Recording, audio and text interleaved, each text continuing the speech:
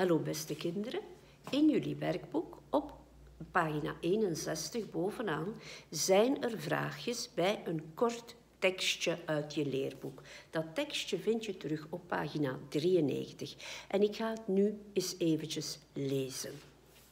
Arnaud est malade, betekent Arnaud is ziek. Nous sommes mercredi.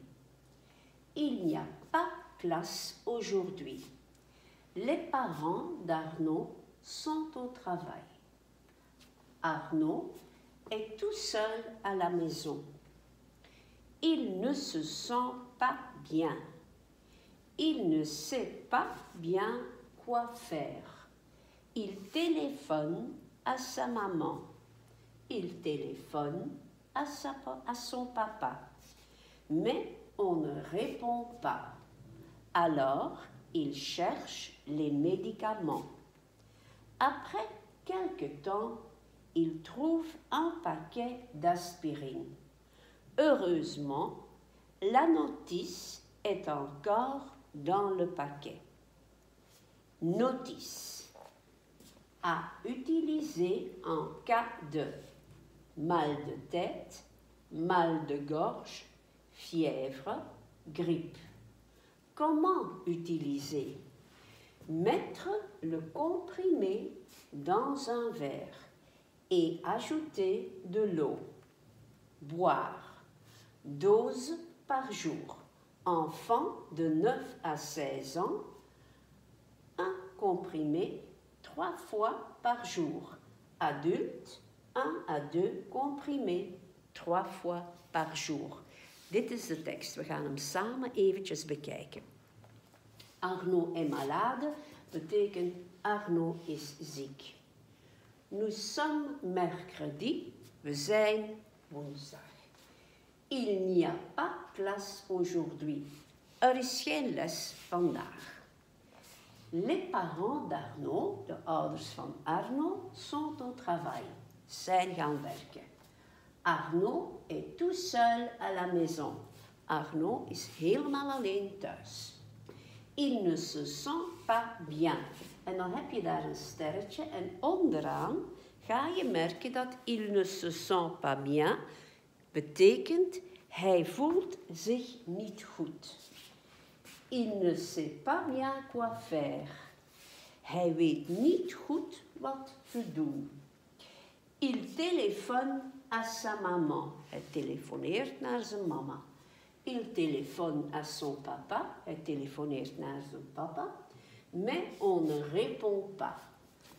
Répond betekent antwoorden, maar ze antwoorden niet. Nummertje 1 onderaan vind je ook répondre, de infinitief antwoorden. Alors, il cherche les médicaments. Médicaments, médicamenten, medicijnen. Après quelque temps, na enige tijd, quelque als we onderaan bekijken, bij nummer 3 betekent enige. Il trouve, trouve komt van trouver betekent vinden. Un paquet d'aspirine, vindt hij een pakje aspirines. Heureusement, gelukkig. La notice is de bijsluiter. Dat is het briefje dat je bij alle medicatie vindt. Waarop staat wat erin zit, wanneer je het mag gebruiken en hoeveel je er mag van nemen. Dus heureusement, la notice est encore dans le paquet. Het briefje zit nog in het pakje. Notice, dus briefje. À utiliser en cas de. À utiliser betekent te gebruiken. En cas de, in geval van. Mal de tête, pijn aan het hoofd, hoofdpijn. Mal de gorge, keelpijn. Fièvre, koorts. Grippe, griep. Comment utiliser? Hoe gebruiken? Mettre le comprimé dans un verre. Le comprimé, dat is het tablet. Ja? Dus je neemt het tablet en je doet het in een glas.